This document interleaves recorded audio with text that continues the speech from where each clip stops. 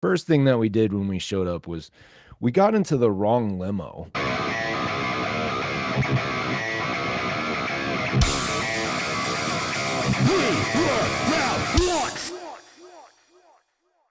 What's up, everyone? Welcome to a brand new episode of We Were Loud Once. We are sitting here with metal legend himself, Jesse Dean from Narcotic Self. Take How's it. it going, Jesse? What up? Thank you for the lovely address. Oh, you're welcome. There's a lot more I can say, I promise you. Jesse is let's see, he has been, Narcotic Self's been around for what's it been? A long Uh, time. it was a daydream in high school, and I Nice. graduated around the millennium. Nice. So yeah, it was about 2001 that the first recording came out, I think. Okay, so it's been a minute though. So, but Quarter and you were, century. yeah, a quarter century. That's crazy. God, what the heck happened, guys? Like, Oh, we're still building, you know. there you go. And that's what's awesome. And that's the Yeah. one thing I really wanted to promote on here, Jesse, is like, and I've told Dan this probably 1,000 times and stuff. Like, there is nobody. I want all of our listeners to understand. There's probably nobody that I've known that has the tenacity that Jesse Dean here has. I mean, you are like the epitome of hustle, and I've always respected the crap out of you for that and stuff.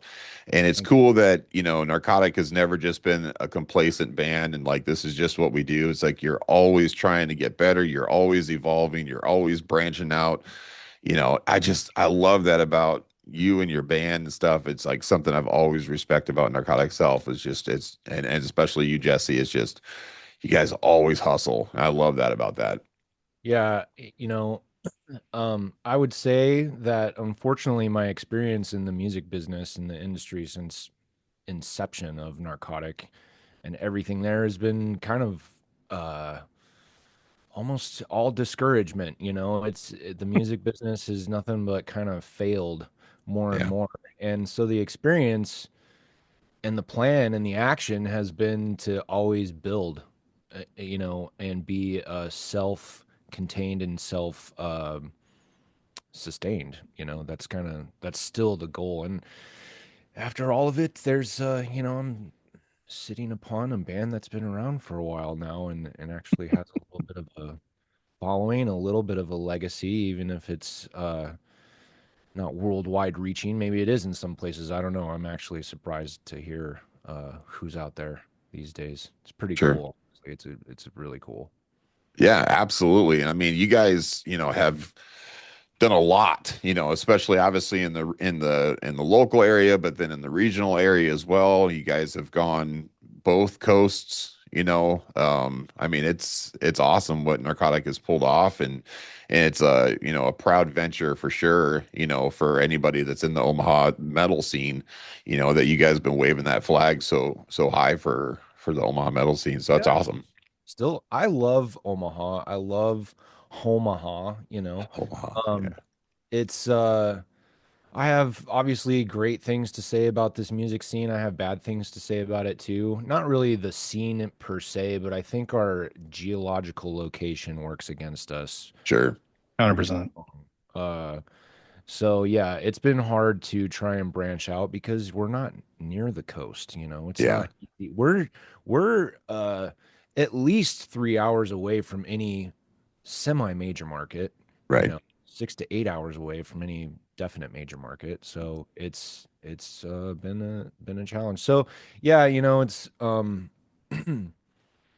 that's actually something I've been thinking about a lot, is what we have as a band now. Like we're self-contained, self-sustained. It's seen instantaneously. We just did that awesome show with Fear Factory, and the first thing Dino comes up and says, like, self-contained. I like it, because he Nice. knows what's up, obviously. Um, and Rick Beato, the YouTuber, I think I even saw him talking about this just yesterday, where it's going total full circle in the music industry to be self-promoting, self-reliant, self-assurance. It's your own business. So Absolutely. uh, Did yeah. not to interrupt you, but to kind of dovetail on that, did you guys see that Meta is going to start charging for links if you're not verified? Yeah. Really? hmm So it's becoming a pay to play. So now there's a whole movement of bands. I mean, this is just within the last couple days, Well, I believe. yeah, the pay to play idea in itself has spread from hmm radio to internet to shows, and it's just completely unsustainable for bands now. We Yeah, all know this is 100%. news, but yeah, that whole thing is just it's gotten way out of hand, and I don't want to partake in this social media scam, if I Yeah. was to put a quick word on it. I mean, I don't want to give these corporations all my money just to get some likes or Yeah. whatever. Yeah. And maybe there's great viral content. I would love to just whip that out whenever, but I was talking about this with my sister at breakfast today. It's she's got her own business. She's hired the first people that she's hired is to manage social media. And it's just I think it's a completely um unrespected job. I think it's a huge job. Yeah. We're talking about video production hmm constantly. That's hard. It's a Yeah. lot of work. You guys know. Yep. Oh, yeah. Yep. For sure. Even with the cool tools that are coming out, and some of the AI stuff that's coming out is going to be kind of awesome. Yeah, there's Yeah. definitely tools out there that make things easier and stuff, but it's a lot of work. It's a lot that goes into it. And you're right. I mean, and we're at a crossroads of, just this generational capacity with technology and marketing and all this other stuff where it's like you have people like our age where that's the one thing I will say about like Gen X and stuff is that we kind of got it good that we had it before and we have it now and we've seen everywhere in between. And I feel bad for these people who are starting businesses or running businesses now, at least that, are older than us that don't quite understand the social media and stuff. And, like I won't name names or whatever, but I know a business owner in Omaha, for example. It's a pretty big business and stuff. And they've been approached a number of times by people trying to be their social media manager. And they're like, oh, we don't need any of that. And I'm like, dude, you're gonna regret this day. And they're regretting it and they're seeing it, and so they're starting to get eaten up by their competitors. And it's weird, but it's everywhere. I mean, it's in music, it's in everything. I mean, it's just what you have to do, Well, But I think both sides too that are underestimating the importance of it and the amount of work that it is. right. Because you tell any younger person that, hey, you want to be on social media for your job, they're going to go, hell yeah, that sounds Oh awesome. gosh, yeah. And then Sounds they're like going to find fun. out how much work it is and how much they should be getting paid for it. Right. And the same thing around the business thinks, oh, we'll just get some kid to whip out their phone and Yeah. create the content every day and just get on TikTok. No, dude, this is like corporate curation of hmm Yeah. marketing campaigns. Yeah, it's Yep. basically like a living, breathing marketing. I Not mean, to it's mention bots and yep. uh what's that called? That geo Geo mapping. Geofencing. geocaching, Yeah, geofencing. Yep. geofencing. I mean, Geofence. most people don't even know about that stuff, dude. It's like Right. Yeah. there's so much stuff working against musicians and bands, and okay, this is the first maybe thing I'll admit in a detriment, if that's a thing to say, but the experience of putting out this latest music, I knew that we had to put a lot of stuff together. We did. We worked on it a lot for a long time. Um, but dude, you gotta have so much already baked, or pre-made in the oven, ready to come out at any moment. And on top of that, you have to be consistent with what's happening day to day. We would find out that, oh, a lot of the posts that we would plan and schedule, half of them got messed up. Facebook wasn't working right. And it's just this like shady stuff where algorithms are working against you. It's not the right platform for this. It's not the right platform there. It's not the right content for this. And it's just sickening to me. Like yeah, I'm so happy to have come from the generation that I did to at least experience what kind of impact bands Right.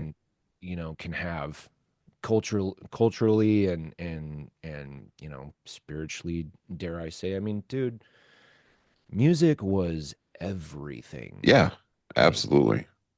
Yeah, every it's a different world. I mean, it's like it's funny because like not too long ago we had Justin Bonnets on our show. I don't know if you know who Justin is, and he's from the span Tala, Mhm. and very prominent figure in this kind of younger generation and stuff. But so he gets it. Like he's on the other side. Like he's basically like I am in self promotion mode all the time on all the social media platforms. And it's like he lives and breathes it. And then he's also in a band, you know, and it's like, and that's almost the mentality that you have to have today in order to like basically kind of be successful. I guess I don't want to say successful, but you have to ride that line and stuff. And it's like, and it works well for some people and stuff, but it's like, but like what you're saying, Jesse, is like the days of just writing on your music and like putting out a great product and stuff and building upon that and everything. It's like those days are gone. And it's this whole other conglomerate of Yeah, you said it right on it with writing the line, and I think that the point was about what uh Nick Beato, that's his name, right? I don't watch his channel a whole bunch, but he was just saying it's like you have to be consistent. You have to be putting stuff out all the time. You have to know when burnout is right. Oh yeah. happening, Yeah. and that's the thing that I've been watching with all the people that I usually, if I once I'm spending time getting jealous of somebody for how much they're having success and putting out this, putting out that, putting out another thing, another thing, another thing. I mean, one, you don't see all of the behind the scenes work, and pretty much every single one of them gets on a couple of days later and goes, I have to take a break. I'm burned. Yeah. Yeah. I don't have anything left. I've spent all my money on Yeah. Facebook ads. Yeah. Now I can't buy the amp that I wanted or modeler or whatever modern thing you should say about. For sure.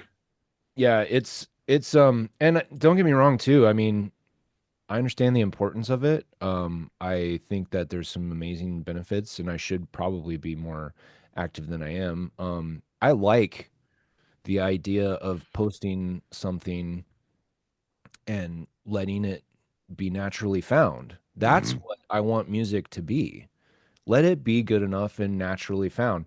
Now, why I retain the right to bitch about social media is because we know that we're set up against, Yeah. there's roadblocks, algorithms and geomapping and all this stuff that like it's not fair, it's Yeah. not fair.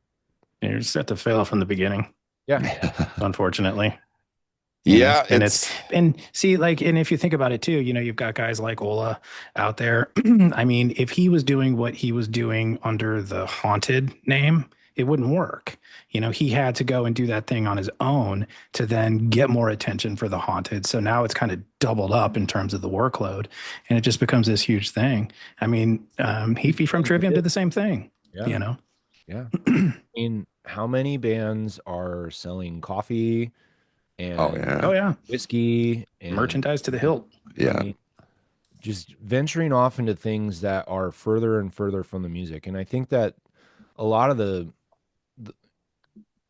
yeah, a lot of the stuff is just like, what can I put out that's not music that Right. will catch some attention so that I can talk about the music that I made. Yeah. And you know, on the other flip side too, part of the reason that I wanted to, started getting into being in bands and stuff was also to have more of a creative outlet beyond the music. I enjoy. I've been an artist my whole life. I was a kid drawing. Huge into comics, film. I'm a freak about film. Um, and I'm actually eyeballs deep in editing a music video for Narcotic right now that I'm really excited about. Um, because it's maybe the first time that I've been able to uh make art that, I don't know, it's like it's moving images that I'm using practical effects for. We shot it in my basement, zero money, but it looks cool, you Yeah. know. It And does. and I'm doing it's the folder with everything is 256 gigabytes of Oh stuff. my goodness. Yeah, it's like it's that's what I do. I find these projects and then I kind of like, oh, all this stuff and how am I going to make it work and how am I going to keep it together so it's not going to falter and you know, anything can break at any moment with anything, whether it's members of a band or all the stuff that you have hooked up to your computer. So it's just been it's constantly like just trying to put pieces back together, you know, Sure. being creative, kind of Well, going it's also, on not as to well. cut you off, but it's also like that's the thing is with the creativity and stuff. It's also, you said you're like up to your eyeballs in it, but it's also like with a really creative person, it's like you don't like being anywhere else besides swimming in that creativity. You know, it's like it's the best feeling in the world where you just have all this work to do that is something that you want to do. Like what you're saying, it's like I don't want to be wasting my time with social media and all this other stuff. It's like I want to be creating something and putting it out there and putting your Yes. passion into it, you know? I mean, I very quickly got pretty burnt out on it, you Yeah, know. I'm actually fairly introverted type of personality. I have my, you know, go out and be a frontman attitudes sometimes when it's sure. need to be there, but yeah, I was feeling it really Yeah. quick. Yeah, Um, especially like you said, you nailed it for introverted people. You know, I'm introverted as well. You know, it can be tough and it's like I don't necessarily want my whole life displayed, you know. It's like, but yeah, it's you know, especially in the musician world and being a lead singer and everything, it's like your battery gets kind of drained when you're on stage, you know, if you're introverted and then like getting out there and mingling with the people and everything, it depletes even further. And it's like the next thing you want to do is just run to your corner and just like fill up your yeah, battery by watching a movie or something like that, you know. yeah. It's Yeah, you know, I'm a little bit guilty of not being as personable as I should be sometimes, or maybe all the time, dep- sure. depending. I've done so many shows and done so many things, and it's always pressed for time, and it's always just work, you know. Sure. And I don't. It's not to say that it's not fun or anything like that, but it's like I'm there to do something, and Yeah. I'm always behind, man. There's always something that I'm trying to get done and catch up with. Yeah. I got videos and pictures, and it's constant. And honestly, I've now tried to make a little bit of a turn as well for myself and for the benefit of the band, I think, to focus way more on the music. Yeah. I'm playing a lot of guitar right now, revisiting a lot of old influences. I'm staring at my shitty dime bag statue. Check out this dime bag. It's like Timu or whatever. Oh, sure. All right. The picture, the picture looked really cool. What showed up, I decided to keep because of, Yes. dude. Look at the paint job. Looks just like him. Yeah, dude. The tattoos are spot The on. tattoos are spot on. It doesn't sit. It doesn't sit even. Oh my Yeah, gosh. it's so terrible that I decided it was great and decided to keep it and maybe That's not dime anyway. bag. That's like nickel bag. That's Yeah, no, but I've been going back on Pantera and like jamming a lot of that stuff, yeah. trying to visit some Randy Rhodes and Yeah. Sure. Jason, Nice, dude. all that So stuff. let's talk about that real quick, Jesse. So again, you know, your narcotics music is it's evolved kind of around and everything, but it's always still kind of been on that straight path and everything where you guys have just been freaking heavy all the way through, which is awesome. You know, but again, you know, I mean, there was a little bit of new metal-esque, you know, I think everybody was at that time, you know, in the late 90s, early 2000s stuff. I wouldn't say that you guys, Narcotic was definitely like diving deep into it and stuff. There's different influences that I could always tell with Pantera and all these other things and stuff, because you guys have always been hard and fast and but you'd slow it down and do some just just real good kachuga stuff too as well. You know, you're always, you know, but again, the evolution in Narcotic is very apparent. Where would you say like your main influences come from as a musician though? I mean, you said Pantera, that's a Yep. given. Nine Inch Nails is huge influence on me. Faith Nice. No More, huge Nice. influence, I think, on all of us in the band, Faith No More, actually. Totally. Um, I love all kinds of music. I grew up with all kinds of music, all the great oldies, plenty of rock. The Doors, Alice in Chains, Nirvana was huge, huge impact. I mean, I could list bands forever, you know, but I was of the age and of the time when new metal was happening. Um, and what I loved about it was its raw connection to the emotion. And also, uh, I don't want to, I guess maybe a little bit of the abandonment of need for technicality. I Yeah. don't, uh, I don't like the need for technicality. I like technicality. I like great players, but I don't want to always, I mean, I'm not, I need to be emotionally driven by a song. You know, that's just what it's been my entire life. You know, you get moved by a song and then you want to do that. Sure. So anything that moves me is the answer to your question. Nice. Oh, good, good. That's awesome. So speaking of the I new like a lot metal of stuff, pop. I like a lot of pop. Like nice, me too. a So okay, I one of can't my say I favorite, like a lot of pop, but there's definitely some I mean, just a great song, dude. A great yeah. song is a great song. So what would you say is like your biggest guilty pleasure when it comes to any kind of music that's outside of metal? Like what's your go-to? Um, I think that one of the greatest songs is Crazy by CeeLo Green. I think Ooh, that's yeah. an amazingly well written song. Yep. Um, you're putting me on the spot. I love Bjork. I Bjorn. love, Yeah, nice. um I'm really into the Queens of the Stone Age, and I like Nice. uh the Jesus Lizard and Reverend Horton Heat. Hmm. And I like you know, a lot of the kind of harder indie rock, more the underground 90s stuff. There's probably a lot of influence from my brother, you Oh know. yeah.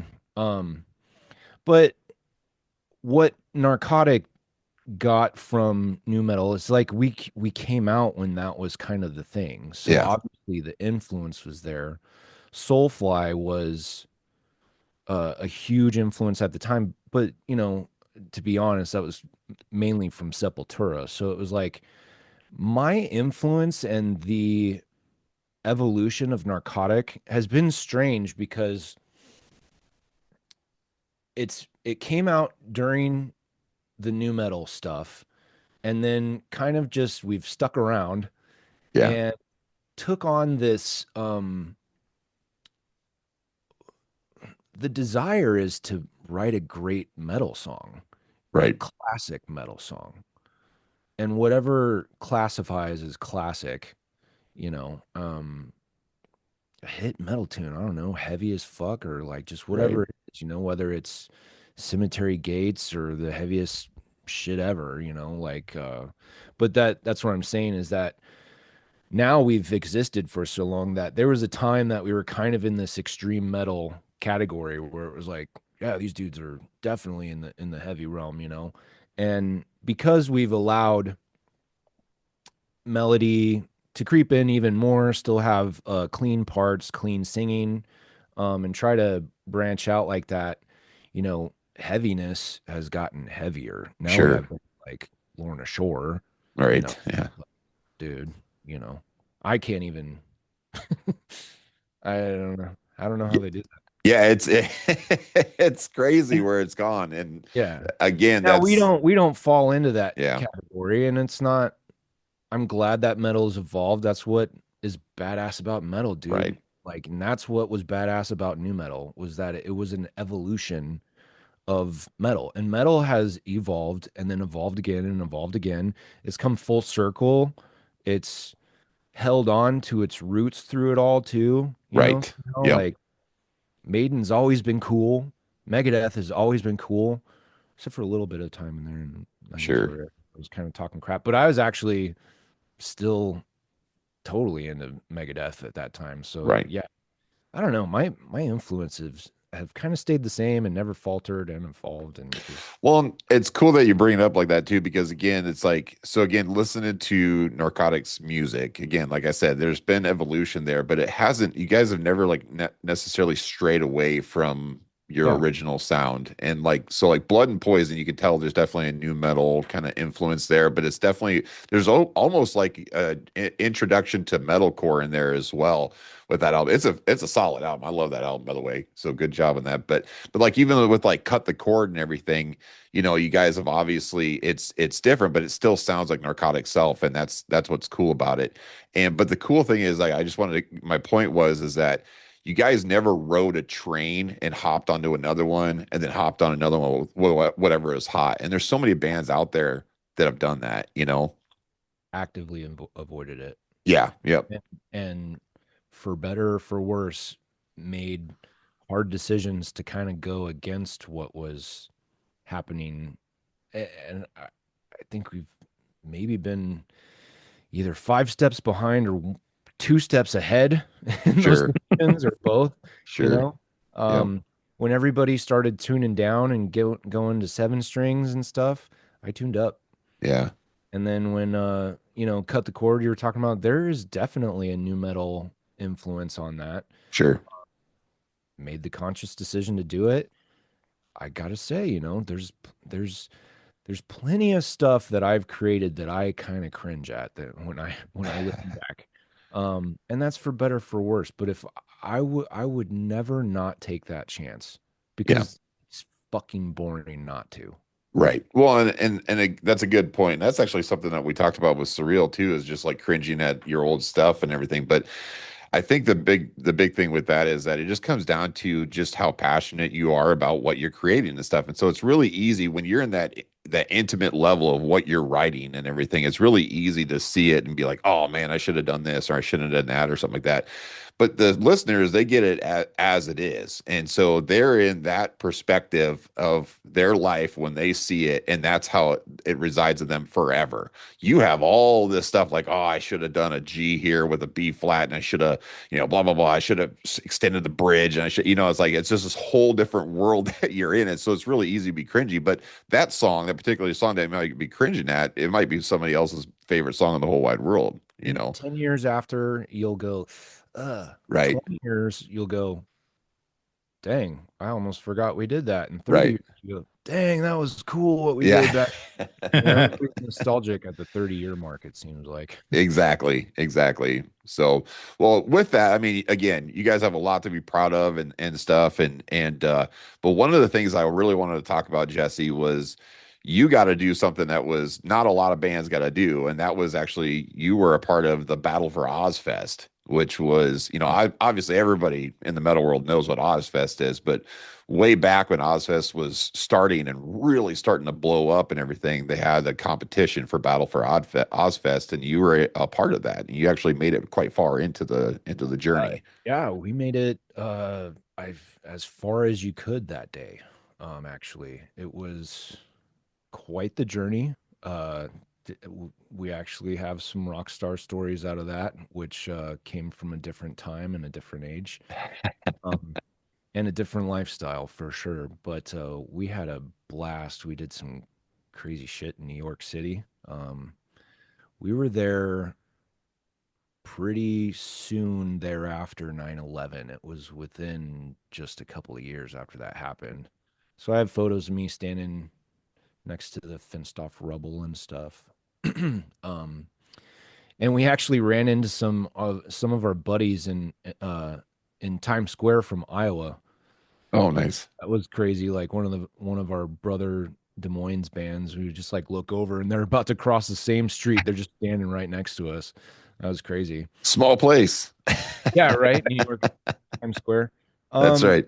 Battle for Ozfest was nuts, man. Yeah. We again, we were in our party days, and so there was plenty of alcohol on that trip. And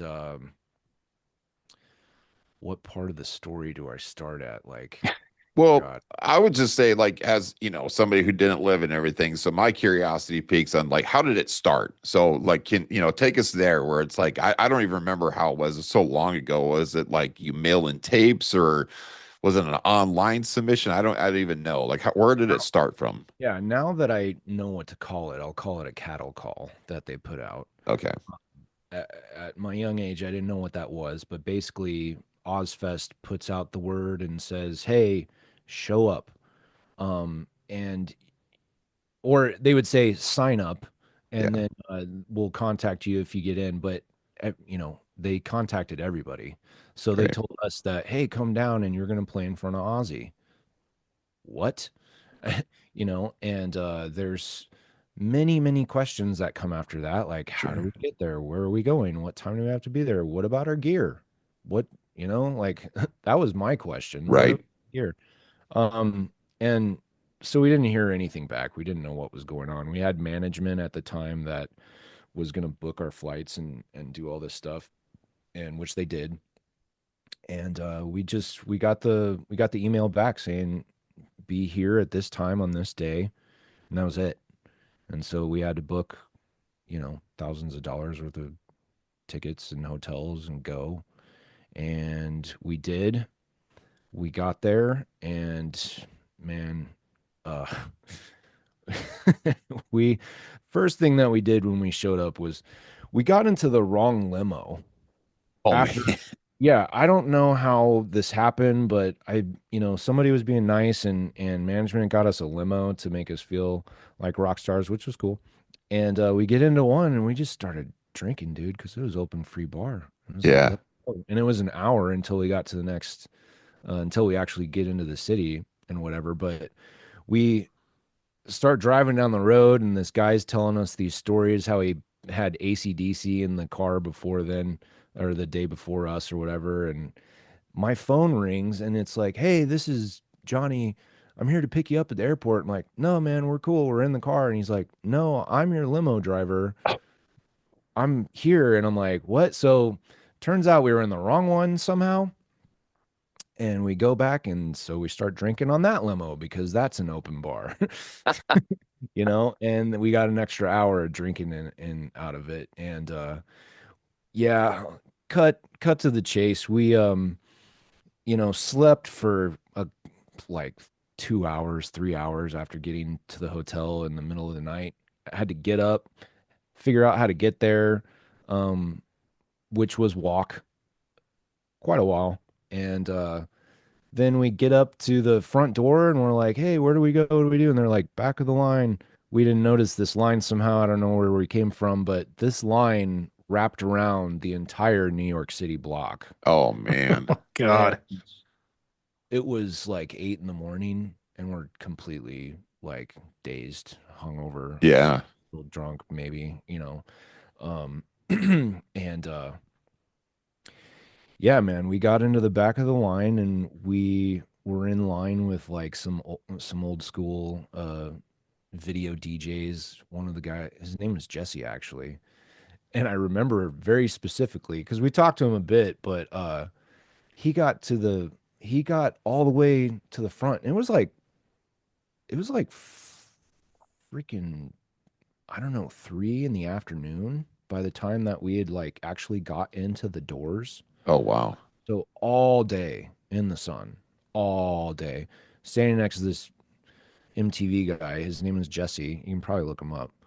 But he got turned away after sitting in that line all day because they specifically told you, like, if you have any history of working with these companies, entertainment, you're ineligible. Okay. Brutal.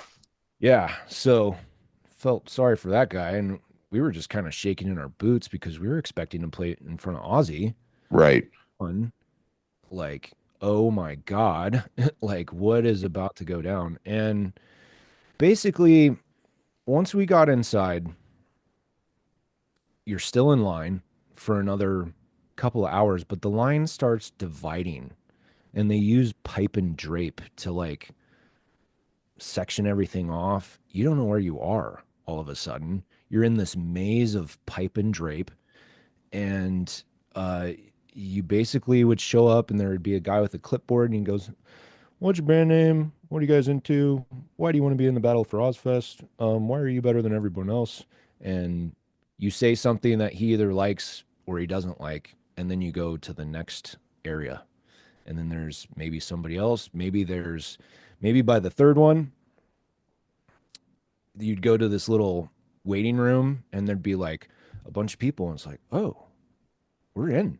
Like, we're in this now. And there's like a bunch of people. And then you go into the next little curtain. It's like, dude, it was weird. Like, it Sure. was bizarre because it just kept getting smaller and smaller and darker and darker. And then Huh. you go into these rooms where eventually the person that had the clipboard was asking the questions was behind the light that's Oh, shooting directly in your eyes with the camera on, and all you see is the little red dot, the camera lens, and a big bright light. And you're on the spot and they're asking you these weird questions. And we got all the way to the end of it, and yeah, I think that there's footage somewhere of this. I feel like I've seen this because the Battle for Ozfest stuff lives on the internet somewhere. sure. But my bass player at the time was a character, and he had the brilliant, brilliant idea of chugging his water and just spitting it all over me on camera. And you know what?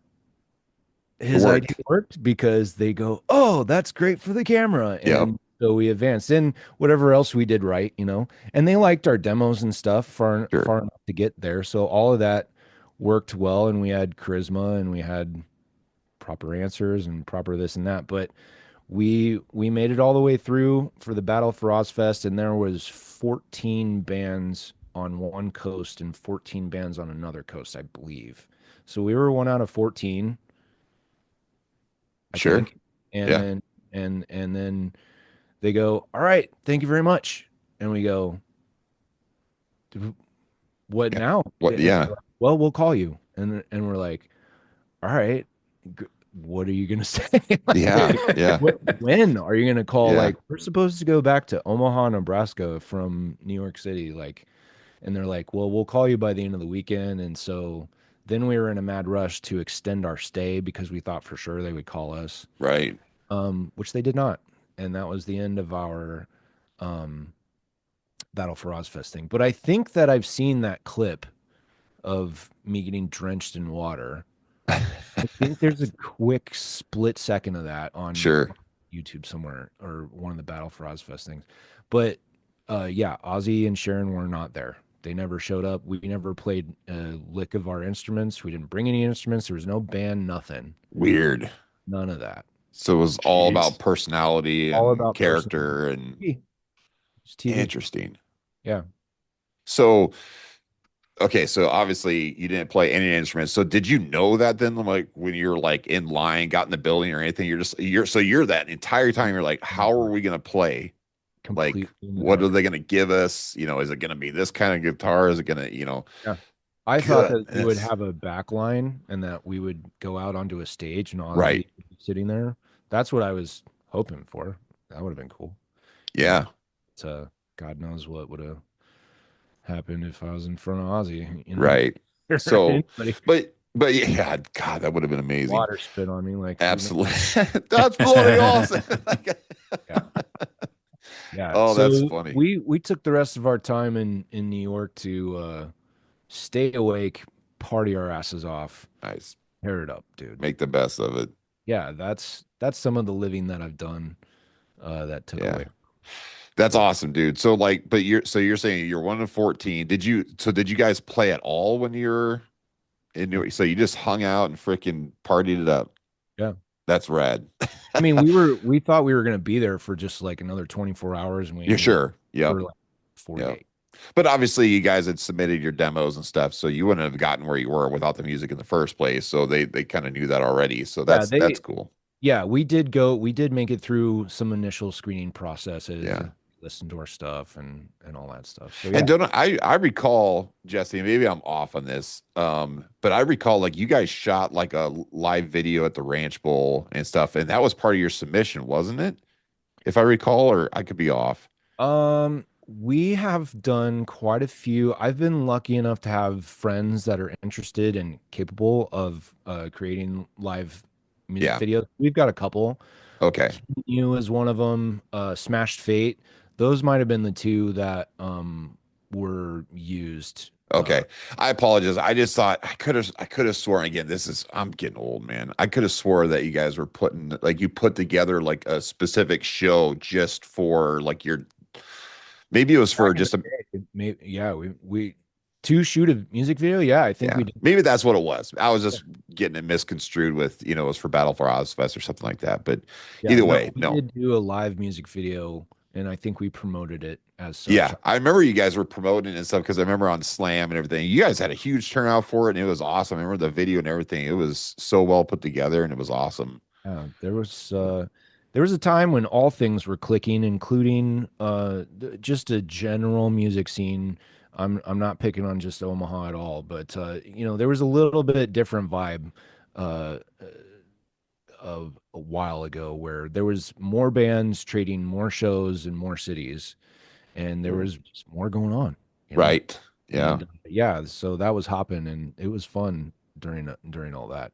It's still fun, you know. Sure. In its own way. Yep, it's evolved. But yeah, you're right though. I mean, that's the thing. That's what I remember most was, back when in the height of it with downshift and everything too, it was it the more you put it seemed like the more you put into your music and the more you put into your live show and stuff like that, the networking almost kind of came fluid with it.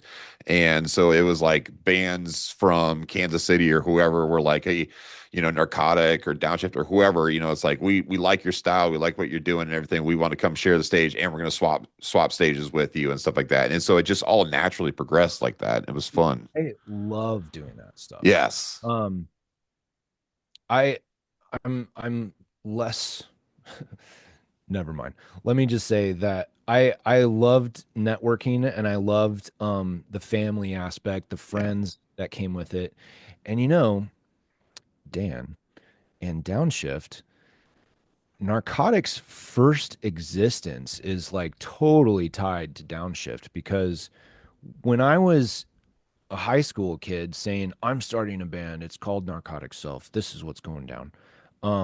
I started, I'd go to the Cog Factory, and I'd played at the Cog Factory, I think, with my other band. And I had some other bands. I started playing when I was in bands when I was 13.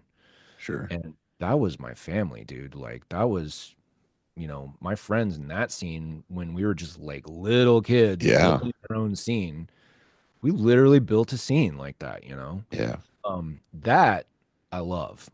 And I love now that there is one good caveat about, getting a little bit older with Narcotic and having it being around for a while. We're growing into family status, like I'm talking about back when I was 13 and throwing shows like that, Rick's wife Hannah was my bestest at that time, and all my greatest friends and all that stuff came from then. But in terms of when I grew out of being a 13-year-old in a band like that, I knew I had to graduate, and the Ranch Bowl was where it was at. Yeah. So I started going to the Ranch Bowl, and I think it was the first time I ever went to the Ranch Bowl to like network and to like Yeah. meet people. Downshift was playing. And Nice. I'm like, this band is cool. Nice. Uh, I didn't talk to Dan. He was like a little intimidating to me for some reason or whatever. What? How have I never I, heard this story before? I said the Oh, exact same thing, Jesse, about Dan. I tell you, it's yeah. funny. Well, I'm the same way. I'm not Yeah. like Sure. I look like I have a chip on my shoulder. I Sure. don't ever. But no, I met Cameron and hit it off and became friends with him then and there and started talking to Downshift and said, "Dude, I gotta play with you guys, man. What's up? I'm gonna get a Yeah. band. It's gonna kick your band's ass." And that, Yeah, then just a few short years later, they were both nominated for the Omaha, you know, I what's it know, called? The dude. Omaha Totally. Totally. Entertainment awards. Entertainment Awards. I think we were both Yeah. nominated for Best Metal Band the first year out. So Yeah. that was awesome. Very cool Oh, history. hell yeah. Hmm. Cool history. Yeah, Yeah. that's what's cool is like Downshift and Narcotic were always tied together. Obviously, still are. I mean, Dan's in your band now, so that's cool. So it's like that's cool to hear, like just how when you were starting off and Downshift was there. I mean, again, that's super cool that it was. But I agree with you, Jesse. I had the exact same thing. Like I remember the first time I went to the Ranch Bowl, I was like, I'm trying to remember. I think it was Illicit. You guys remember Illicit, the band Illicit? Hmm. Yeah. Yeah, and they were playing, and I remember I was in a band and everything, and we had only played around Fremont and some parties and stuff like that, and I was just like, I went to the Ranch Bowl and they're playing, and I'm like, God, if I ever play here, I've made it. And it was like that was like the goal, and then it was like maybe 3 months later we were playing there, and I'm like, oh my gosh, I'm and so proud of and my band at the time was Vortex, and we played with Downshift, and again with you, Jesse. Dan's like walking around. I think he had headphones on or something like that, and a backpack. And I'm like, hey, okay, Dick. It's just like That sounds wanted. about right. That Yeah, sounds that about sounds right. right. Wanted nothing to do with me, but yeah, it. The Ranch Bowl's legendary. it is legendary, man. I miss it so Guar much. there. You know what it's like seeing Guar at the Ranch Bowl? Oh, yeah. Down, Soulfly. Those shows are Yes. legendary. Mhm. Yeah. Yeah. Okay. So We both got to speak. open I for met Mike Soulfly. Patton there. Yes.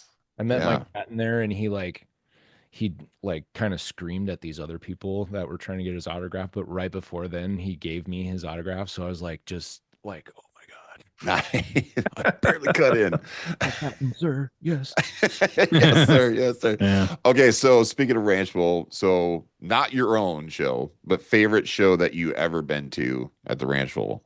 Ooh, Machine Head and Corrosion of Conformity. Oh, nice. Yeah. COC. Down was also one of them. Soulfly was also one of them.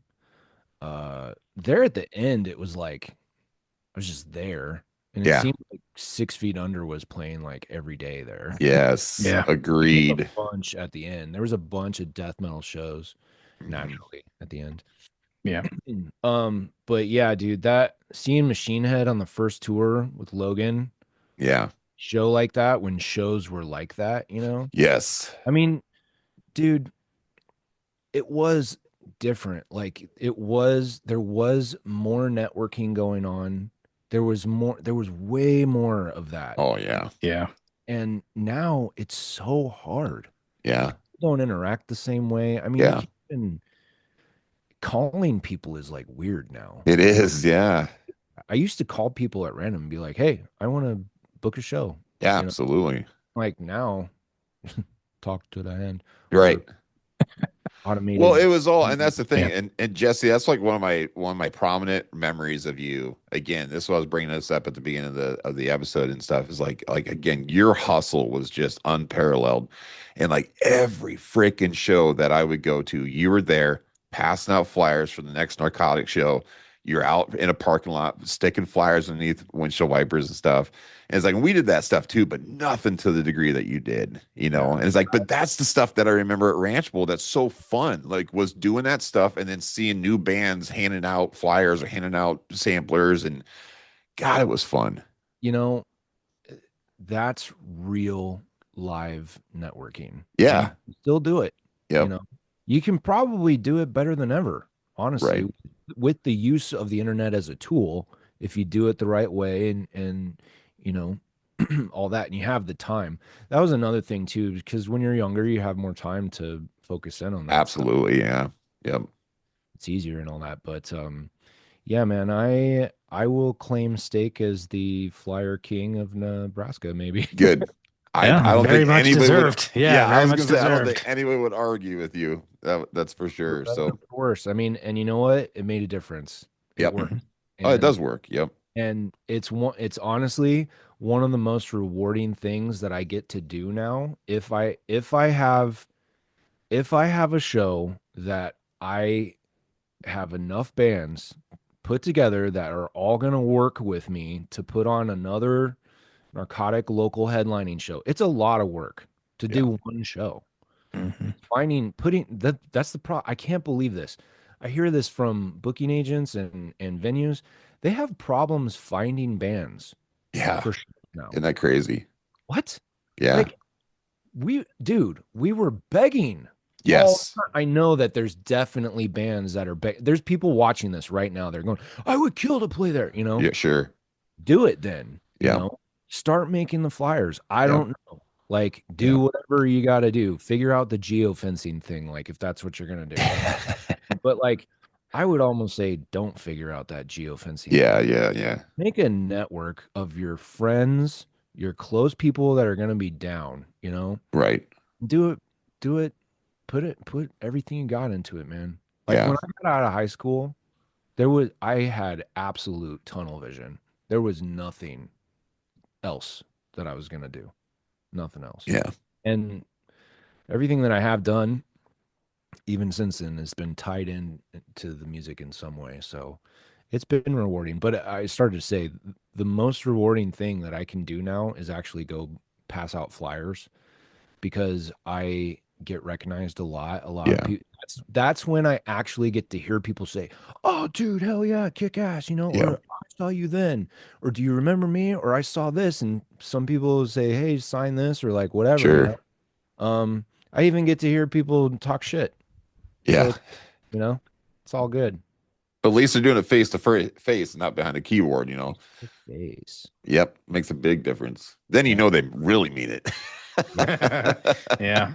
Would too chicken shit to really. That's right. Well, again, not to keep, going on about this or whatever, but again, I just obviously we all know Sophia John really well.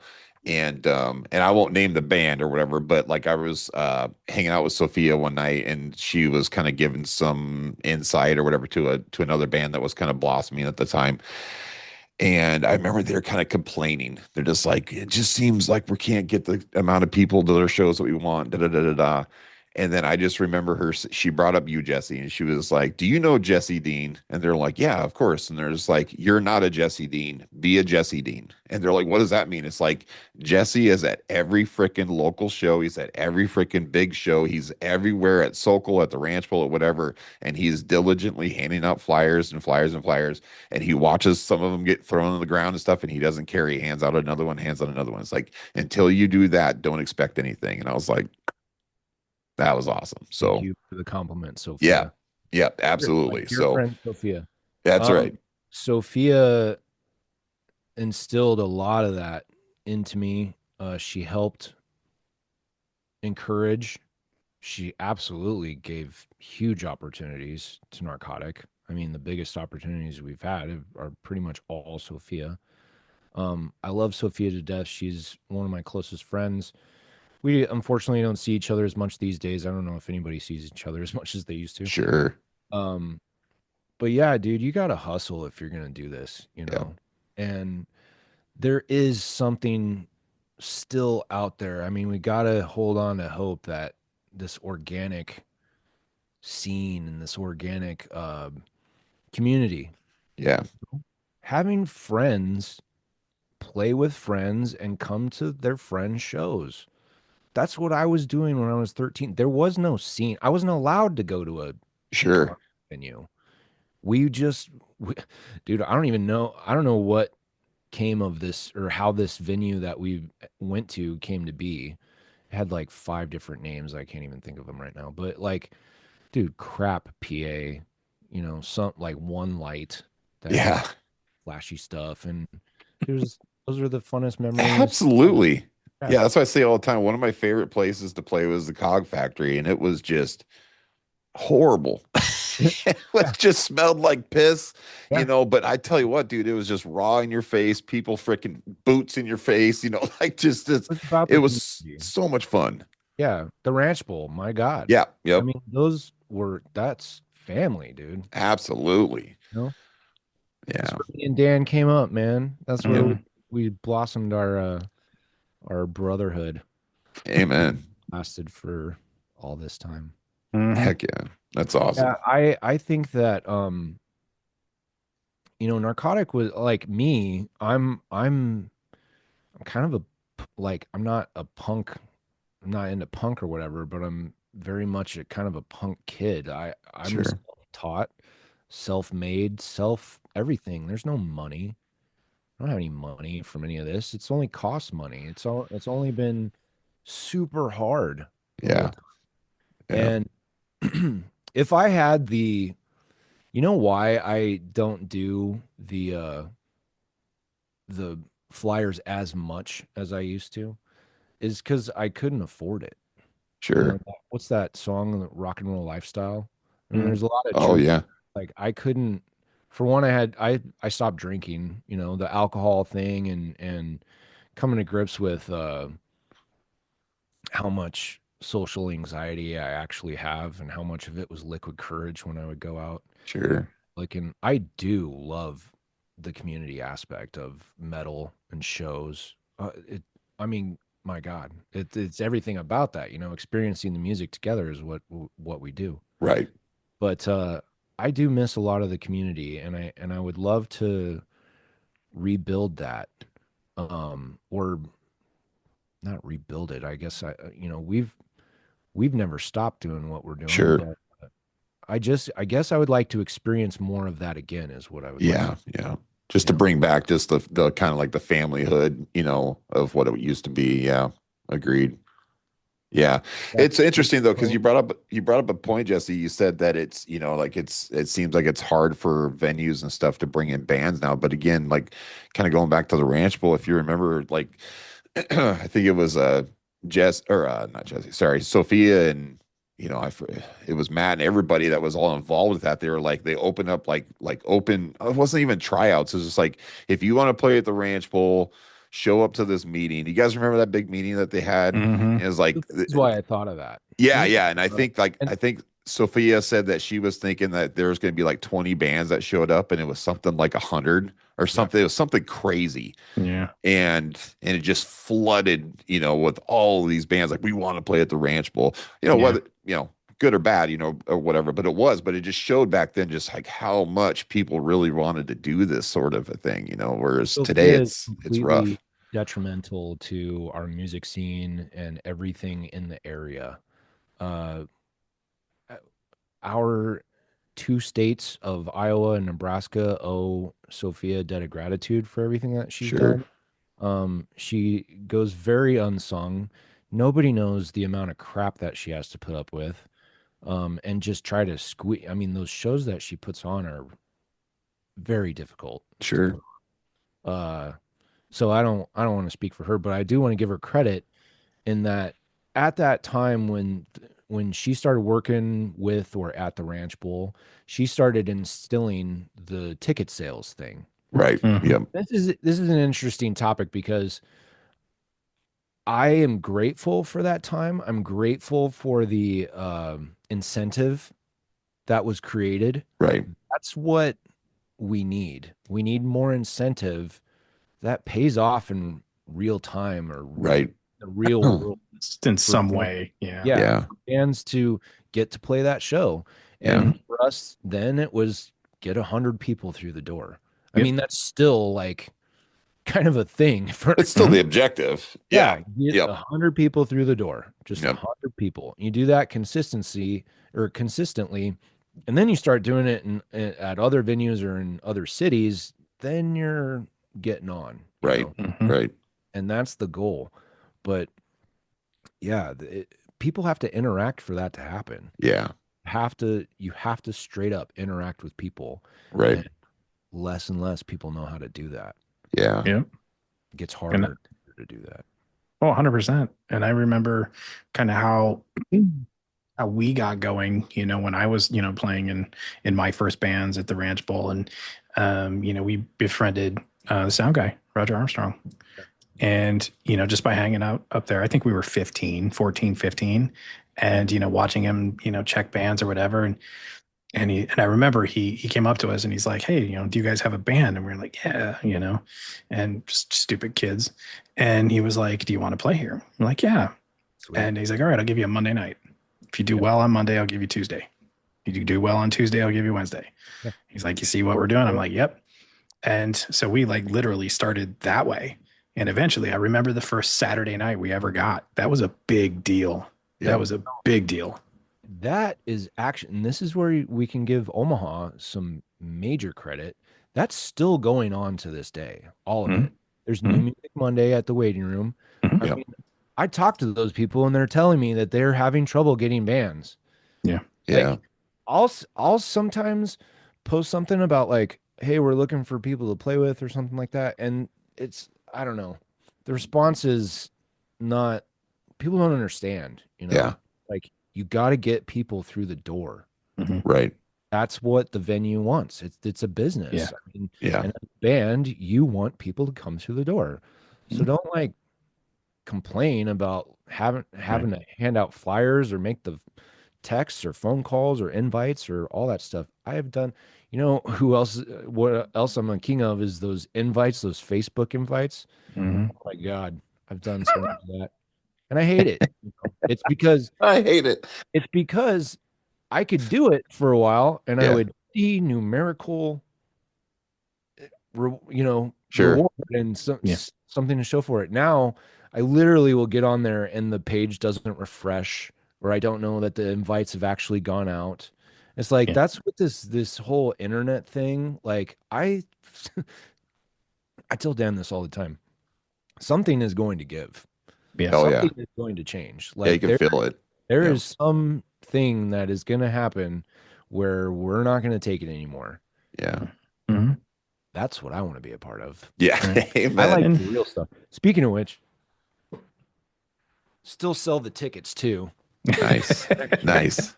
next show with Jesse always hustling. Psycho Stick and Galactic Empire, March 7th at the Waiting Room, 2026. Let me ask you guys a question. I'll be there. How do you guys feel about entering into 2026? This is the future, y'all. We're Dude. going into the future.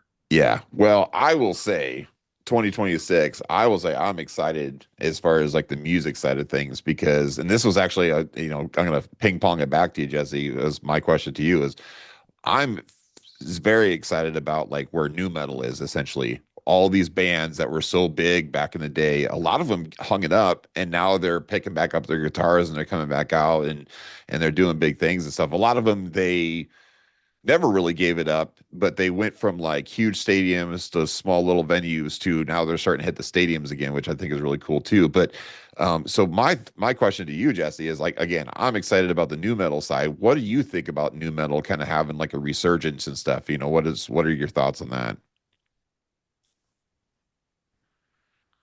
I don't have an exciting answer. I, I don't care. Um, I don't care. but when and I say that respectively, of course, but Sure. Yep. uh why I don't care is that you know the bands that still I couldn't stand Limp Bizkit back in the day. It was just like not my thing.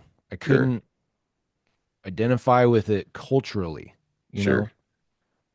But now I actually enjoy some of it and a lot of it's fairly nostalgic.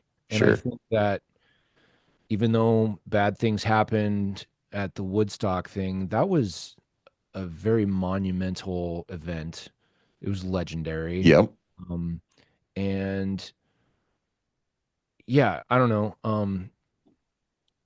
I don't need the good bands to come back because they never went anywhere for me. Corn has Sure. always been corn. It's always been the shit. Corn Yep. is shit, Yeah. you know? I liked Head PE a lot. Yep. Yep. Mhm. That first Head PE album is incredible. Yep. Agreed. Like great record. Um, Mudvayne, cool.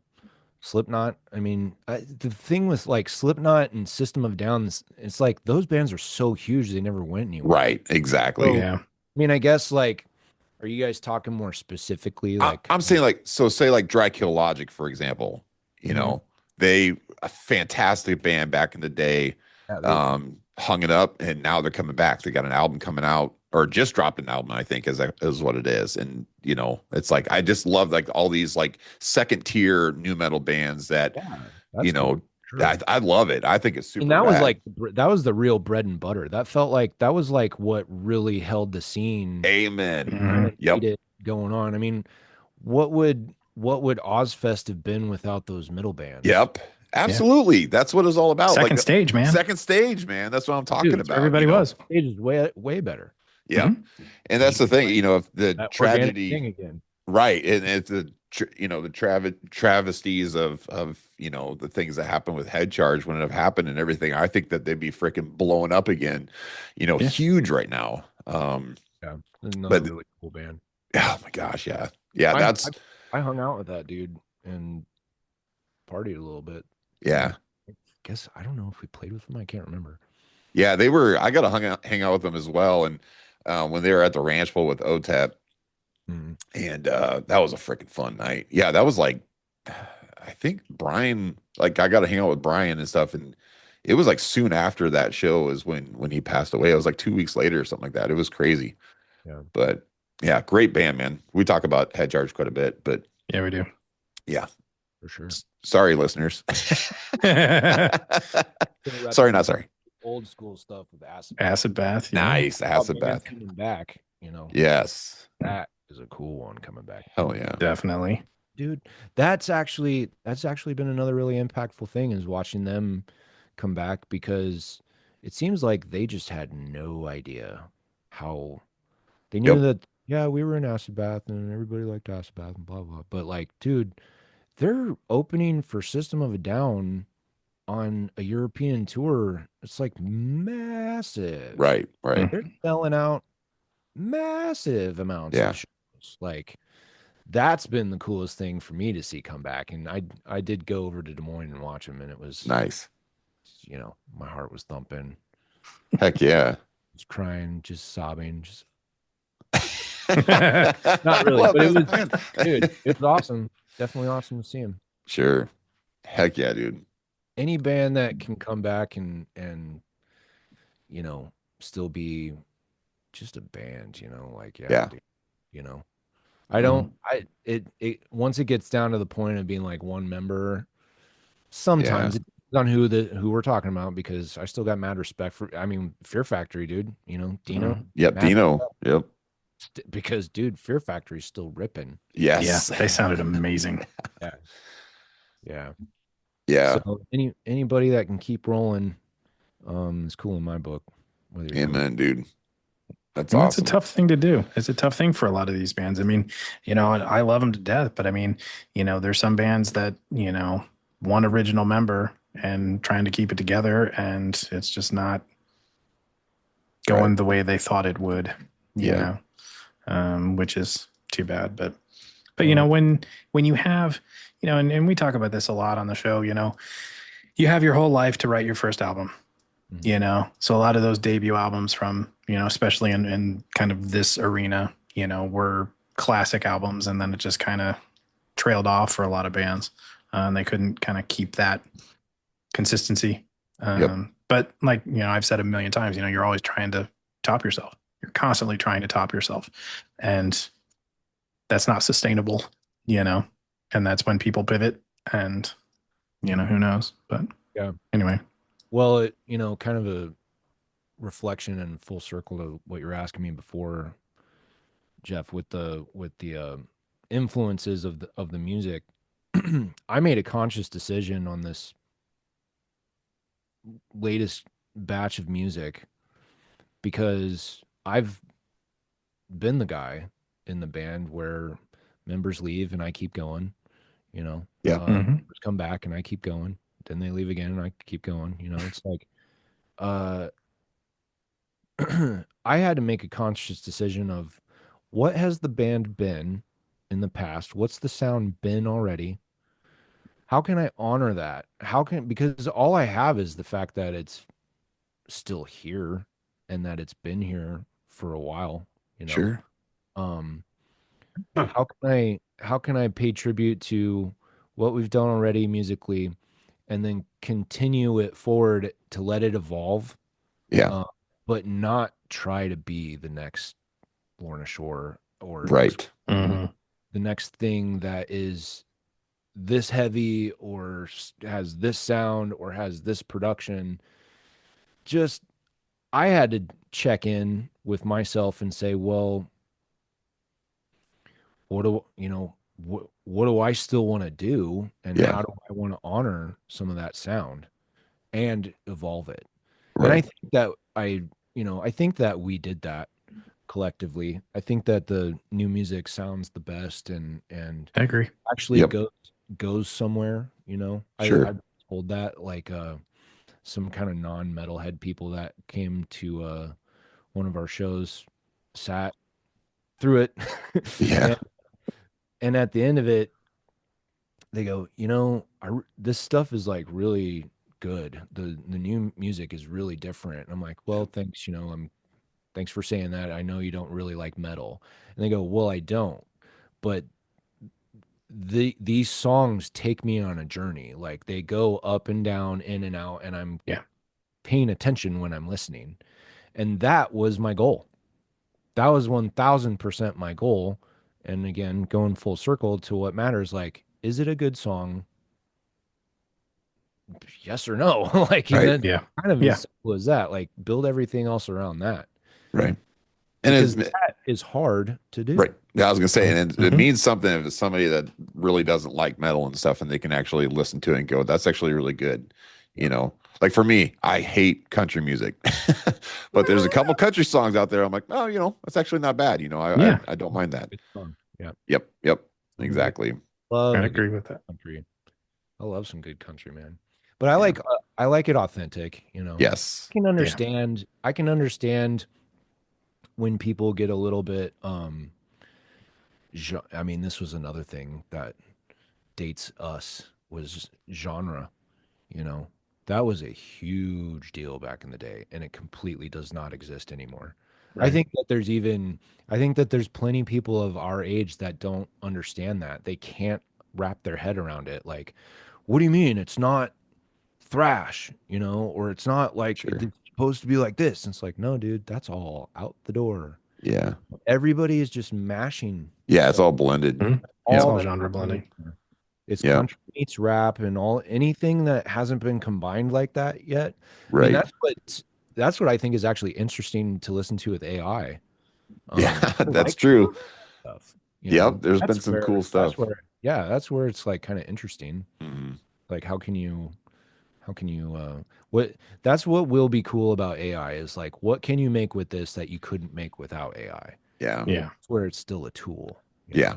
And it doesn't take you, 4 days to try to figure out, how to mash these together. It just does it. That's stuff I like. Like, I to that though, I like, when that happens organically, with people in Yep. a room, it's like, when you have, say, just pick random instruments, and have, all of these people in a room and try and create something. That to me, like the organic part of that. And I Mhm. think that's how all of these genres started. Yeah. It's like people, if you, in the context of new metal, it's like, okay, we're going to put a DJ in here and we're going to have them scratching and we're going to take a jazz bass player and, all of these things. And all of a sudden you have one of the most successful new metal bands on planet Mhm. Earth. You know what I mean?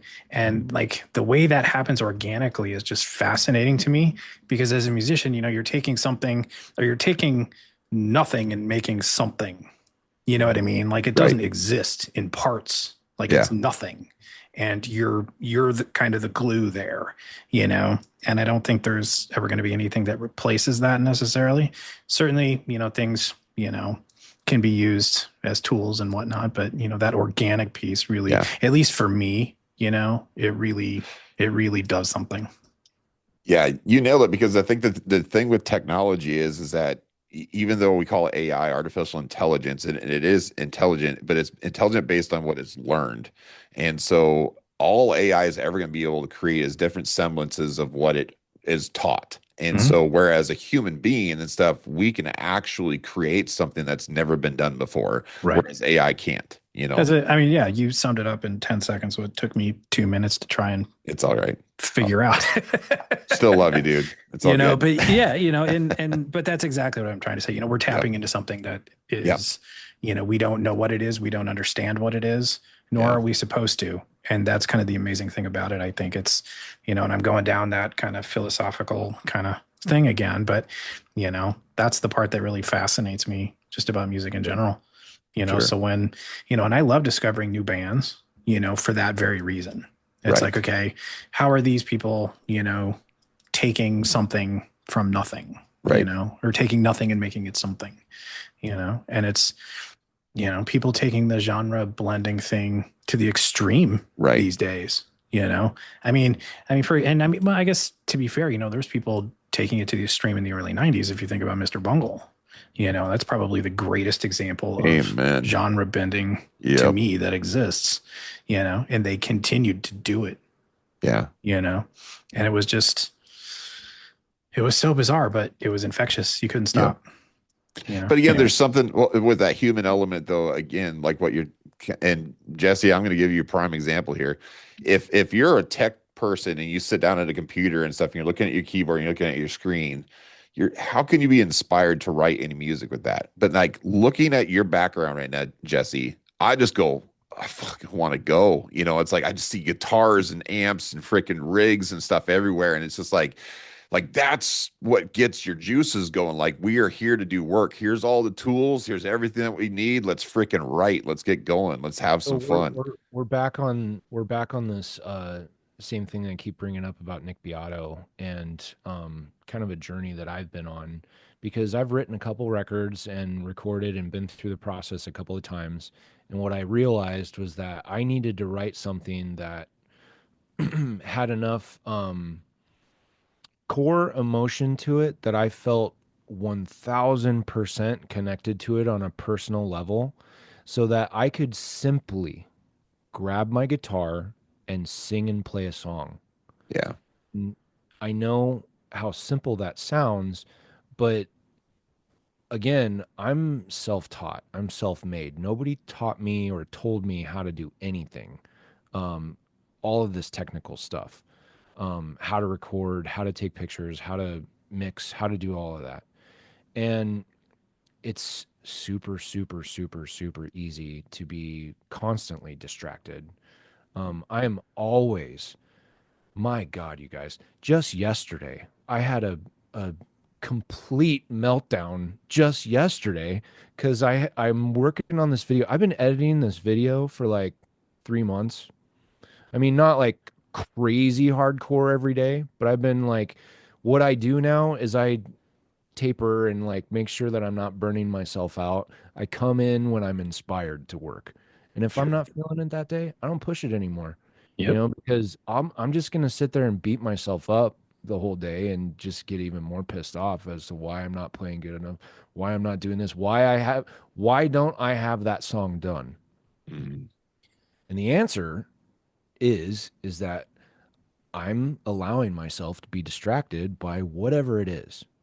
And when I set up all the guitars and I have them ready to go, and I maybe don't hit the record button, I just remember, like, hey, remember when you used to come up with a riff and you would remember it? Yeah.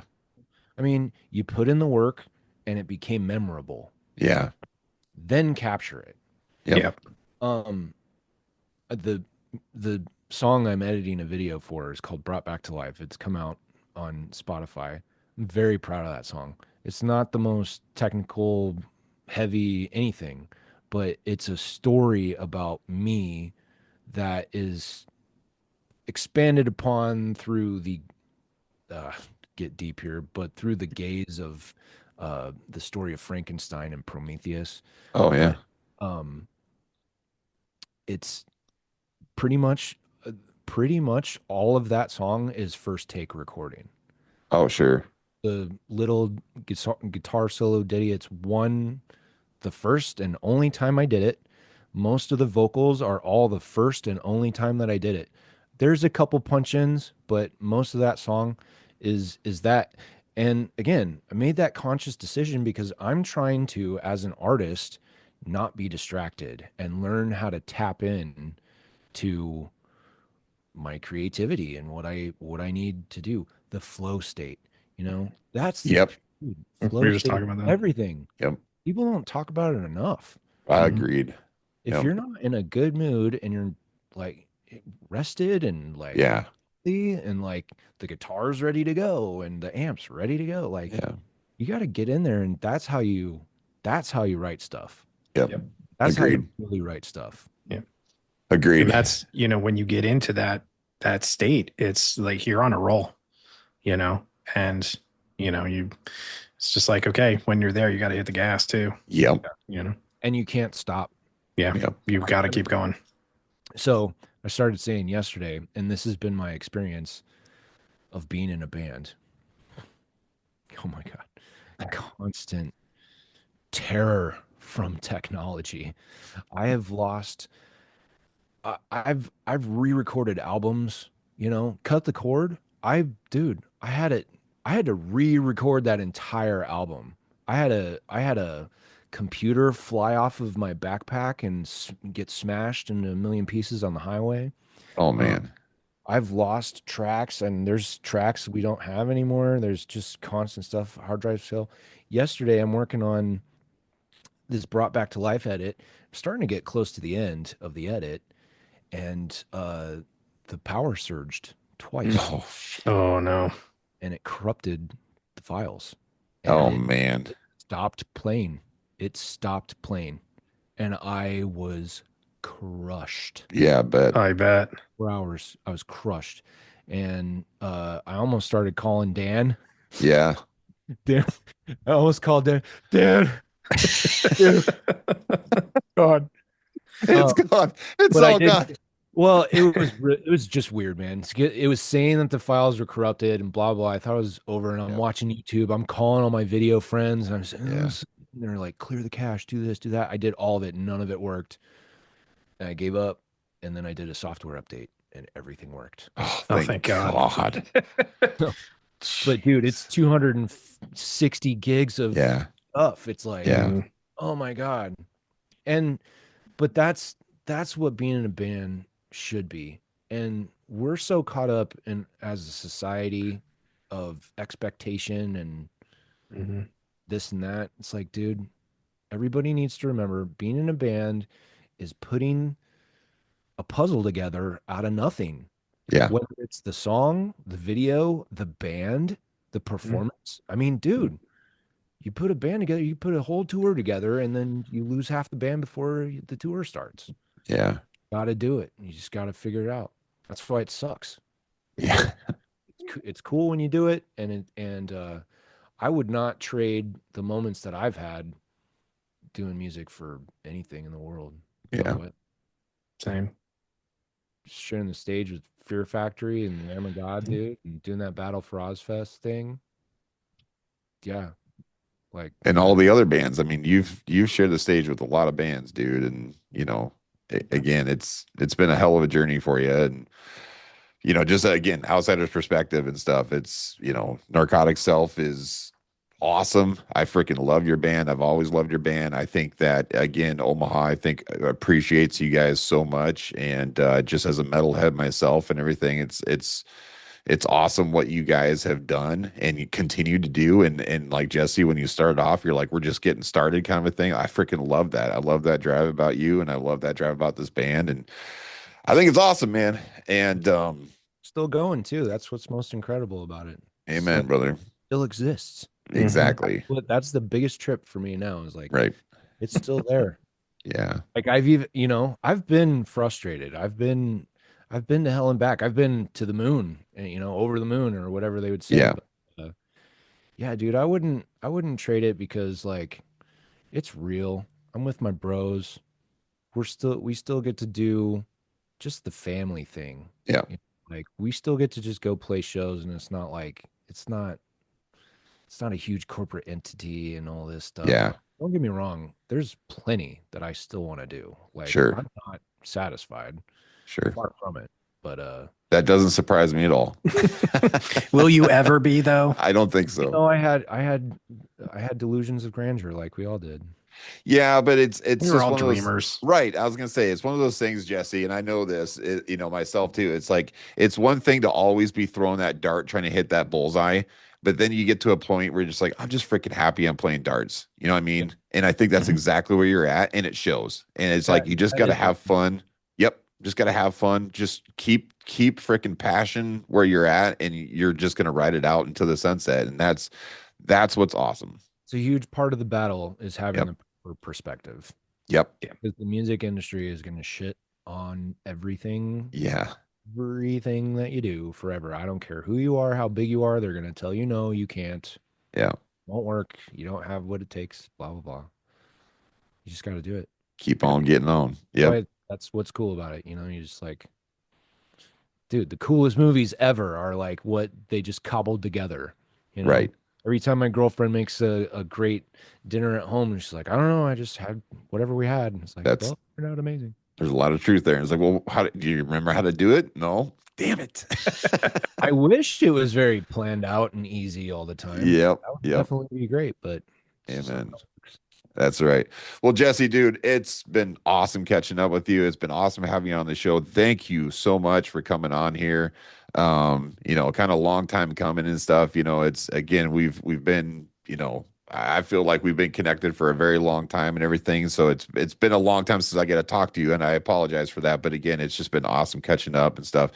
How about you take a minute here, tell us everything you got going on, promote yourself, promote the band, whatever you got to do. Narcotic Self is going strong. We're kind of entering back into a writing period right now, but we've got 2026 wide open for a couple releases. One is going to be this brought back to life video that is going to be 2026. There's a couple songs that haven't been released still. And I think that we're actually going to press a record. Like I say that with a question mark, sort of. That's what I want to do. Nice. And I want to go on tour. So uh, those are the goals. The reality will come to pass, as they Sure. say. But there's definitely cool stuff going on. We do have a show on March 7th at the Waiting Room. And that's actually going to be a little different too. It's like a Star Wars band and Psycho Stick. Psycho Stick. Different, but that's cool. Heck yeah. Start mixing it up. Yeah, dude, we're around and we're going to be making videos and more music and all that stuff. And the band's going to write together, and we're going good, man. Everybody's hanging out, and it's been fun now. I think it's funner and better than I think this has been one of the best years that we've had. Nice. We got out of town, we played more and got the record out, and now we're going to get out and start playing a lot more.